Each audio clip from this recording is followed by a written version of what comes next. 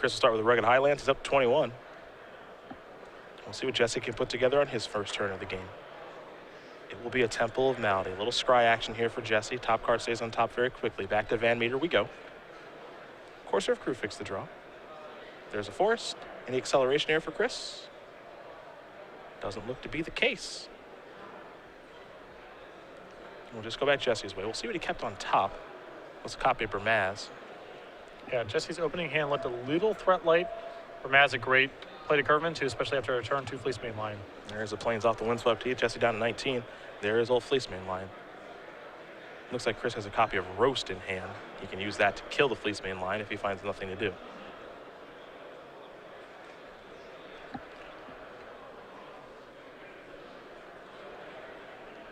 The VanMeter will take a draw here.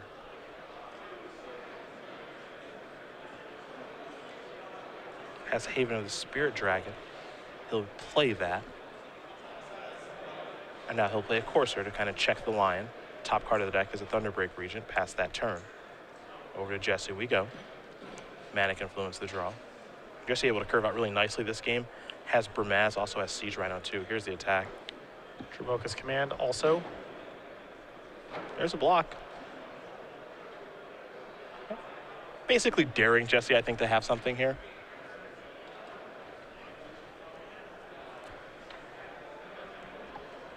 Chris immediately blocking, which I like. The only card that really blows him out in that spot is Dromoka's Command, which Jesse could have just used to make him sacrifice the Courser Kruphix anyway. Yeah. So now there's Bermaz. Yeah, you could have like a post-combat Bioblight, I guess. Yeah, that's Swamp Bioblight, you know. That's not something I would call a blowout in that spot. You know, it's all 1-for-1 trades. None of it's the end of the world. Chris with a second Courser in hand anyway, so that's also an incentive to just block.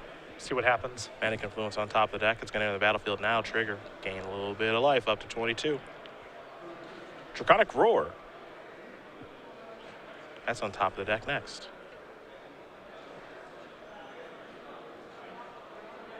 See what route Chris does want to take. Again, he does have Roast in his hand. Draconic Roar on top of the deck. Thunderbreak Regent in hand as well. Looks like he might be leaning towards Roast. I'll take care of Bermaz. Chris will take one. There's Draconic Roar. Fleece Main Line's going to leave. Show the Thunderbreak Regent. Clear up the board, and now he gets to attack too. I like this turn a lot, especially with Jesse having removal spells in his deck for the Dragon that Chris could have just played instead. Keeping the board clean, especially when you have Courser in play, you're drawing another removal spell. Right now, it's looking like the late game is favoring Chris by quite a bit, so I like taking a slower pace. There's a Siege Rhino there for Jesse. He'll have to pay a life to be able to cast it, but he'll get 3 life back. VanMeter will lose 3. Draw a copy of Draconic Roar. Take a look at the top card of Chris's deck. It's a Storm Breath Dragon. Chris with Crater's Claws, Draconic Roar, Courser of Kruphix, and Thunderbreak Regent in hand. No good answer here to the Siege Rhino unless he's able to stick a 4-power creature to pair with the Crater's Claws. And Jesse's going to do everything in his power to keep those creatures off the table the minute they show up.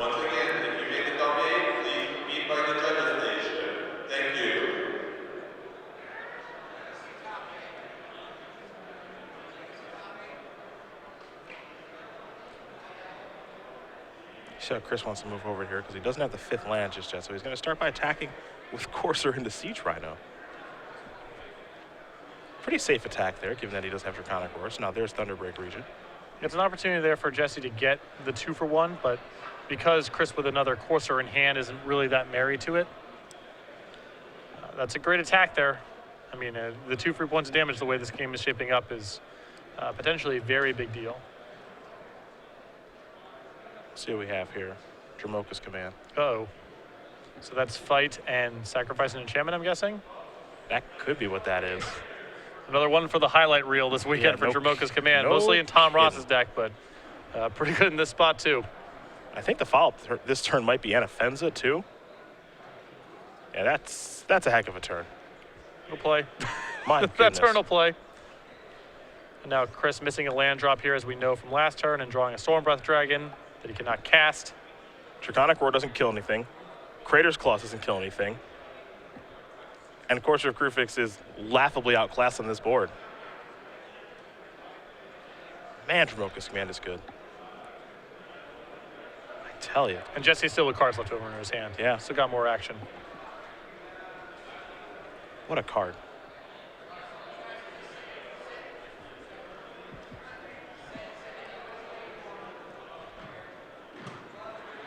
It's the vulnerability of, green decks without black, without white is the size of your opponent's creatures matter a lot. It's been just, Chris has not been able to really get out from under 4/4s and 4/5s thus far.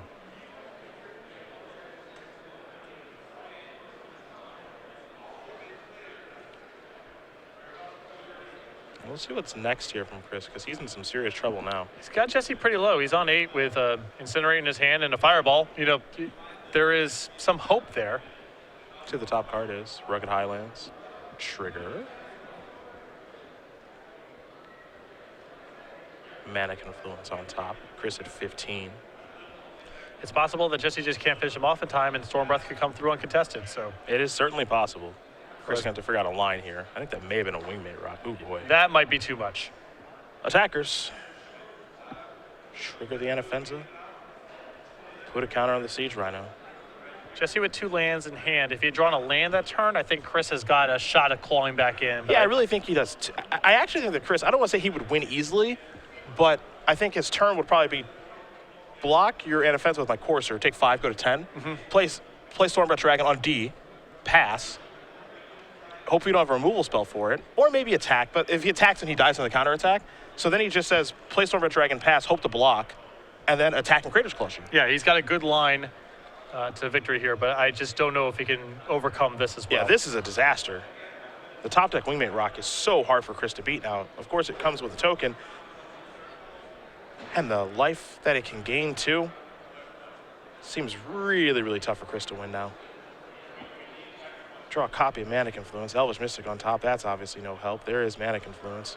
Chris will gain a life and go up to 7. Kyle Couch, please report to the stage. Kyle Couch, please report to the stage. And he even has to take 1 to actually even be able to cast the Stormbreath Dragon. And there's going to be an Anafenza trigger in all of this as well. Probably going on to the Trampler. Seems like And the best spot for that. Chris cannot play Storm Breath and pair it with a removal spell this turn because the creatures are just too big on Jesse's side of the table. Chris going to come across here for 2. Hoping there will be no block. Yeah, if Jesse blocks, Chris can then play Storm Breath Dragon and claws the creature that blocked for 2.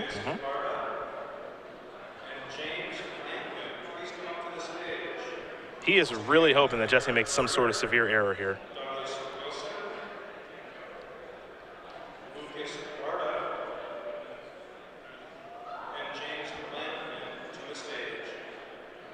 It's going to be a double block. I like the double block here. If Chris commits any sort of mana to finishing off something, then that's Jesse still probably has enough resources to attack for the win next turn. Yet the reason that you have to block in some capacity, you can't go down to 6 against a deck with Chronic Roar, because then you can just die to 2 of them, and you know your opponent has 1.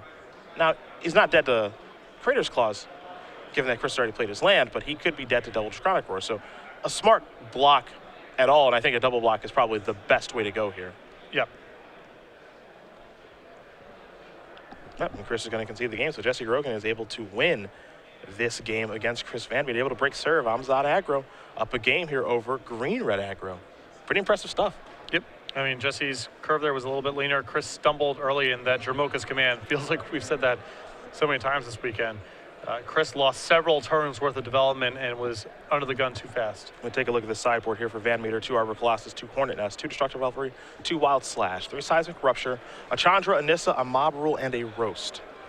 So I like the Roast coming in as additional removal spell.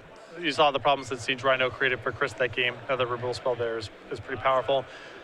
Beyond that, I think Hornet Nest and Arbor Colossus are both fine. Jesse's mostly attacking on the ground, so Hornet Nest can be good. Arbor Colossus can just be terrored away, but it's a big blocker, and I think Chris just wants more big stuff. A Back Nature, 2 Dromoka's Command, a Murderous Cut, a Valorous Stance, an Elspeth, Sun's Champion, Liliana Vest, 2 Nissas, 2 Drowned Sorrow, a Duress, 2 Glare of Heresy, and a Thoughtseize here for Grogan. There's 5 cards that really stand out to me here. The 2 copies of Dromoka's Command, the Murderous Cut, the Valorous Stance, and the Elspeth. I like bringing in more removal. Chris is spending a lot of mana for threats that Jesse can dispatch of for relatively less mana. Anything that allows Jesse to generate more of those exchanges, I think, is very powerful for him. And the Elspeth, I think, is a powerful way for him to top off his curve. Both the plus on the stable board and the minus if Chris has developed something. Well, there's your setup there for these 2 players. We'll have game number 2 here in just a moment, but as we talked about multiple times this weekend, we don't want you guys to forget next weekend, Star City Games State Championship, spring style, 2 awesome events. Yeah, it's a 2-day event. Well, it's 2 separate events over the course of the weekend. Saturday is standard, and then Sunday is modern. Get over to starcitygames.com/states to find the state championships nearest to you. If you are fortunate enough to top 8 the standard state championship, you will receive this playmat here. The following day, the modern one, on Sunday, if you top 8 that one, you get this playmat, put them together, and bam. It's a puzzle. 2 pieces. Yep. starcitygames.com/states. Find your most local state championship today. I'm coming to battle. Coming to battle. You're going to battle? Give me that red deck. It's on you. Okay. It has to be able to beat green red aggro. It's got to. I think that's fine. Right. I think that matchup can be won pretty easily. That's your job. I'll take care of the modern part. Okay. I know you already got, I'm assuming you've already got Tron ready to go. My Tron pieces are good. Got to dust them off a little bit. It's been over a year since I've played it in a live tournament. In a live tournament, yeah, over a year. What was the last one? Yikes. Well, I didn't play it at Boston Worcester. So it was before that. Detroit. Oh, really? Grand Prix Detroit? Might be 2 years ago. I remember that event. Where does the time go? It's just gone. It went into this. That's where the time went. Right. Right. Mostly hung up the wand. Occasionally compete in some tournaments on a lark. When you're feeling it. When you're feeling it. And dust them off. Get ready to do battle. Can't wait to get Blood Mooned. Oh, yeah. That's going to be a thing. Spreading Seized. That is going to be a thing. Tech Edged. Fulminator Mage. Splinter Twins. Nothing too cute about that. Just can't ever beat it. I appreciate your devotion to a particular strategy, but that Tron deck does not seem terribly good to me. Shut your mouth.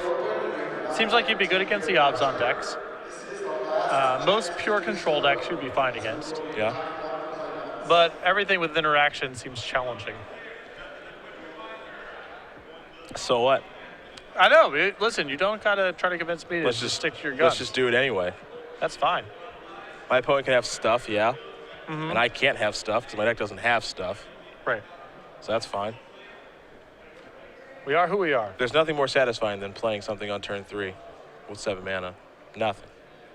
Have you incorporated Ugin? No. Though Not I a fan. might. Though I might. Some people say I should. I might. I don't know.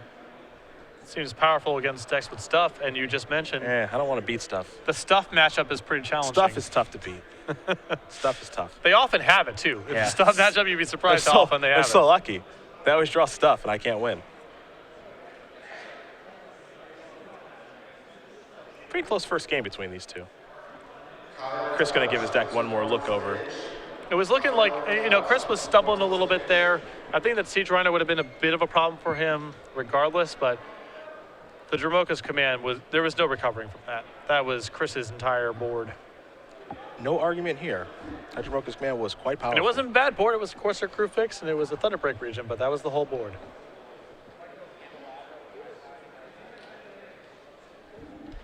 Hydromoka's Command has just been completely absurd all weekend. Yeah, most notably in Tom's deck, but that was a great shot of it there as well. It's just very rare that when we're watching, that we see a card where we're just like, oh my goodness. And it causes that reaction multiple times. It feels like when we were watching Jeskai Sensi combo in Oakland, like when we were just like, okay, there's something unfair going on here. And this is just one card, but every time Tom casts it and then Jesse in that last game, it's like, my goodness. So good. I would be nervous if I was playing in States or the Pro Tour next weekend. I would be nervous about having Corsair Crew Fix in my deck. Yeah. I think that's just going to be coming up a lot. Just going to get 2-for-1 a lot with that card. It is rather scary. That's for sure. VanMeter going to be on the play. Looks like he's happy with his 7 Jesse considering his. And we're underway here. Chris going to sacrifice the Wooded Foothills. I think we'll have a Forest and Elvish Mystic in just a moment. Looks like a pretty slow hand there for Jesse. And one that also may be without white mana that we will find out momentarily.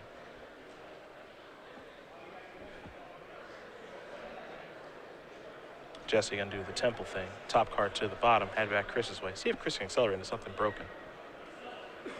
There's another Wooded Foothill, so he'll sacrifice that, go down to 18. We'll see what his play is going to be. Usually when you see someone scry that fast on turn 1, it means there's something wrong with their hand.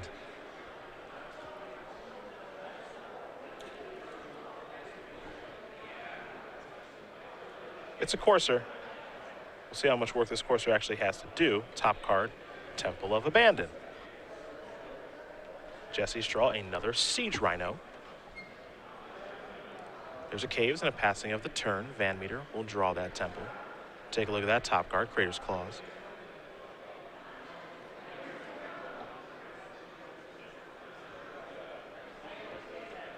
There's the Temple. See where the Claws goes. So Chris will gain a life.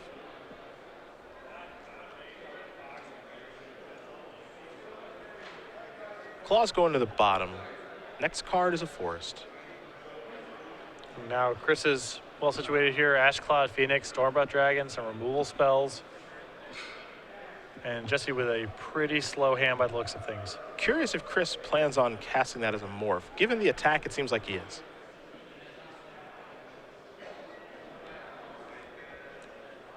There's the flexibility of Ash Cloud Phoenix. Chris's mana is going to be jammed up here for a couple turns, most likely.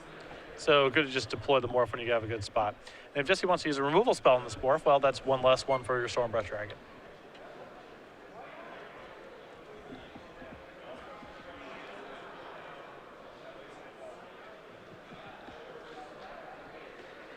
And Jesse with no play yet again. As you mentioned, his hand is very, very expensive. We'll see how Chris tries to play around things. Carry out of the top card. A lot of Siege Rhinos in that hand. Yep. 3 of them to be exact, 2 Wingmate Rocks as well. And not sure if Chris has any interest in maybe trying to play around some things, or he just says, screw it, I'm playing Stormbreath Dragon. I like this approach. There's only the 3 downfalls. Yep. It's not like he has that much removal for Stormbreath Dragon in his deck. And in a situation like this, if he doesn't have it, he's basically dead. And if he does, good beats, I think. Exactly. The draws Anafenza. He'll also take 1 to play the Siege Rhino. So down to 9, up to 12. VanMeter will lose 3. But Chris has an answer to that Siege Rhino and Roast. Also has Crater's Claws in hand. This game might be over on this turn. Carry out of the draw. Top card of the deck is Roast. Chris is going to do some math to see if he can finish things off this turn. I think it's actually Xaxes here. 4, 5, 6, 7, 8, 9. And Crater's Claws would be for 3, given Ferocious. Yep. I don't even think he needed the Roast here because Siege Rhino saves 2 damage as a blocker, and Sure. the Roast costs 2 mana. So Chris had it a couple different ways there. VanMeter ties it up here against Grogan. Green out aggro, Obs on aggro, heading to game number 3. Some fast games for a fast top 8. Yep. I mean, game 1 was about as drawn out as the games are likely to get. That you really know? is true. A 6 or 7 turn affair, a little bit of back and forth. Jesse going to need to keep a hand with a little more interaction this go around, or just some more earlier plays. You can see that he was definitely mulling it over. He had Siege Rhinos and Wingmate Rock. His top end was good, but he's got to interact earlier than that. Got to agree. Especially, you know, post-board here, Chris is picking up another copy of Roast, and he has his Mob Rule. So these slow hands that are leaning on Siege Rhino can go bad for him in a number of ways. Either it just dies because Chris has 3 copies of Roast post-board, or Jesse plays a couple blockers after Chris has a board developed, and then Mob Rule just kills him. So I think he needs to interact a bit earlier in the game for a variety of reasons. Well, one of these players who wins will get an invite, of course, to our Season 2 Invitational. That's a great pathway to get to our Players' Championship, something that Jim Davis and Jacob Wilson were able to do. Jacob, of course, winning our Season 1 Invitational. Congratulations to both these players. Jim taking a little bit of time off, and it's well-deserved. The Season 1 point champion had a very, very good performance in 2015, won his first Open Series, and will be playing in the Players' Championship yet again this coming year. Wants to improve on his performance from last year. Jacob Wilson did not play last year. Won the Invitational, beating Reduke in the finals a week ago, and he will be the third qualified person here. Also has his Monk token as part of his prize. Monk token, fantastic. Able to debut that this weekend, so congratulations to Jacob. We'll be seeing him in combination with Monastery Mentor for years to come. Our Season 1 Invitational champion, $10,000, likeness on a card, 35 Open Series points, and invite to our Players' Championship December 19th and the 20th at the Star City Game Center in Roanoke, Virginia. Chris was there last year. Perhaps we'll see him there again. This is a good starting point. You can see him right now in 31st place. He's got a lot of work to do. Has not attended very many events thus far in 2015, has not performed very well at the events that he has attended, but getting it turned around this weekend. For Chris, it was all about going back to Storm Breath Dragon and ways to cast it. Of course, our crew fix a card Chris very familiar with as well, and we'll see if he can get him one more win. This tournament has mostly been his. Yes. He may not win it, but it's been his tournament. I mean, up until this point, you know, he's a game away, and Jesse here could easily win this game and win the tournament, but Chris, the first overall seed, and just ran through the Swiss rounds. Had a gap between his record and the next best record. Yeah, easily the #1 overall seed. Won both of his top 8 matches 2-0. He did drop his first one here to Jesse, and Jesse's looking to get this one too. Now he's going to be on the play here for game number 3, which is a great thing for his deck. We'll see if the mana and the cards do come together. Abazan aggro can be very difficult to catch up against if they do get ahead, as we saw in game number 1, for example. And a card I'm surprised to not see anywhere in Jesse's 75, and a card I bet he wishes he had for this matchup is Ultimate Price. Yeah. Just such a clean, efficient answer to a lot of what's going on in Chris's deck. And given that his removal suite is a bit vulnerable to Storm Breath Dragon game 1, I would want to clean that up a little bit in the post-board games. And Price is such an interesting card with how it lines up in the format. It's really good against some decks, really bad against others. Of course, the deck that he is playing, it's so poor against. Well, you want to play it. You don't want to play it main. That's fine. Yeah. No argument here. But as you mentioned, there are a lot of matchups where it doesn't really kill anything. But somewhere in the 75, I think it belongs. These players will shuffle up. Game number 3 will be underway here. We appreciate having you guys all weekend long. Cedric Phillips, Patrick Sullivan, Nick Miller, and Kenny Crocker in the sideboard, along with the rest of the SCG Live crew. Our final game here from Syracuse. It's been a lot of fun to watch. Tom Ross with his Bant Heroic deck was a story for a while. Gerard Fabiano with his Jund mid-range deck as well, which the people did choose from his article. But Chris VanMeter making his way back to the finals with Stormbreath Dragon in tow. Jesse Grogan looking to maybe play spoiler here to what's been a great weekend for Chris. We'll see if Jesse can find a solid opening hand. See if he'll be the one raising the trophy here from Syracuse. He's going to keep. Chris will keep as well. Let's start it up for game number 3, a Temple of Malady here for Jesse. Leaves it on top very, very quickly. Chris with a Temple of Abandon. He'll take a look at his top card. He's got some thinking to do. Roast, Corsair, and some dragons. Solid 7. Top card goes to the bottom for Chris. Jesse kept this card on top real quick. It's a Rashasha Death Dealer. He'll sacrifice his Windswept Heath. Go get a Forest very quickly, cast the Death Dealer. So now the question, of course, is does Grogan have white mana in his hand? He kept that Death Dealer on top so fast because I think he just said, I need a 2-drop to get going. And you see a couple white sources of mana there. A Plains, Temple of Silence, Sandstorm Citadel. He just needed a play, and he found it. Valor, Stance, and Bobblight are the other cards. Chris staring at that roast. You got to wonder if he wants to cast it on this or maybe try to save it because some of the threats here in Jesse's deck are so good. Anafenza, Siege Rhino, great roast targets.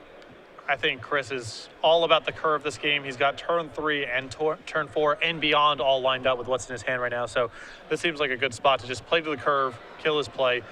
The kicker here is that we know Jesse's hand, and this is his only threat. Now this makes it so much easier. I was going to say if it's Draconic Roar, it's an easy decision. Yep. Because Roast can, of course, take care of one of the bigger threats. And Chris does have Draconic Roar, shows a Thunderbreak Regent. Death Dealer is dead, and he can move forward accordingly. Bermaz the draw. Bermaz lines up a little awkward here, however. Oh, this deck's mana base. You are a hoot. Yeah, sure are. Temple of Silence, top card goes to the bottom. Bermaz can't be deployed this turn. VanMeter will take a draw. It's a Courser of Krufix.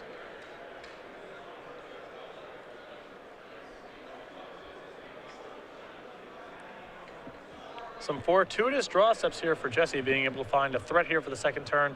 And Bermaz, though awkward, at least is something that can be played. But this is not the start that Jesse's really looking for here, particularly on the play. You'd like to see a little bit more pressure out of him thus far. I mean, the story is very tellable with just the first two creatures that Jesse found, Rashasha, Death Dealer, Bermaz. Yep. We're stretching that mana. When it works, it's a very, very tough deck to beat. Sometimes situations like this arise, however. Top card of the deck is a Forest from the Courser. Pass the turn back over to Grogan. Sandsep Citadel the draw.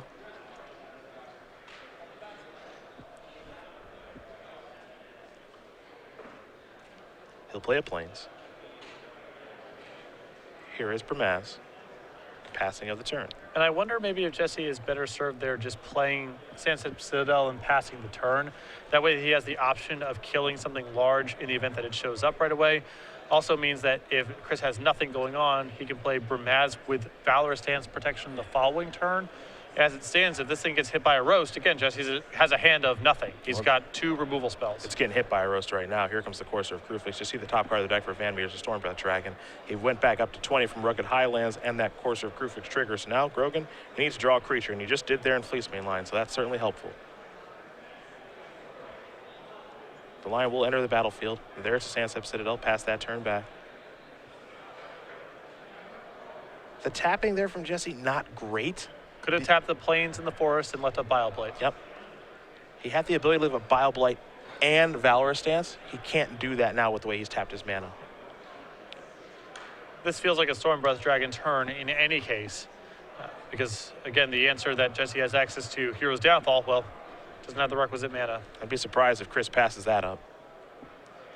He is looking at 2 Thunderbreak Regents too, and it is attractive to get Thunderbreak Regent set and then play Stormbreath Dragon. So we'll see which route he wants to go as he's thumbing between those 2 Thunderbreak Regents, but Stormbreath's starting to make its way into Chris's mind here as well. Chris going to go with Thunderbreak Regent instead. It's good news for Jesse as he's now able to Valorous Stance.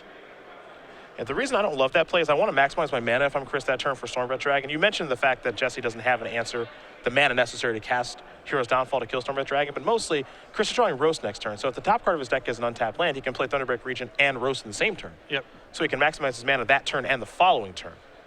Now he's kind of playing a little off curve. I also don't like allowing Jesse to fill out his mana that turn productively when he goes to 5 mana the following turn. So this, imagine Jesse's hand's very powerful. It's a lot of removal spells. You're giving him the option now of going attack with Fleece, kill your play, untap monstrous your Fleece main line in the face of you drawing a removal spell. And then you're at the mercy of how many Heroes Downfalls and such does Jesse have in his hand. Well, Chris is going to switch now to Stormbreath Dragon and put Jesse down to 7. We'll see if Jesse has found a Hero's Downfall or not. He'll attack here for 4. VanMeter's down to 17. He doesn't have a downfall yet. He's got a Fleece main line. He's got a Bile-Blight. Plays a Sandsep Citadel. There's another Fleece main line past that turn back. VanMeter's going to take a draw step here. It's a Forest.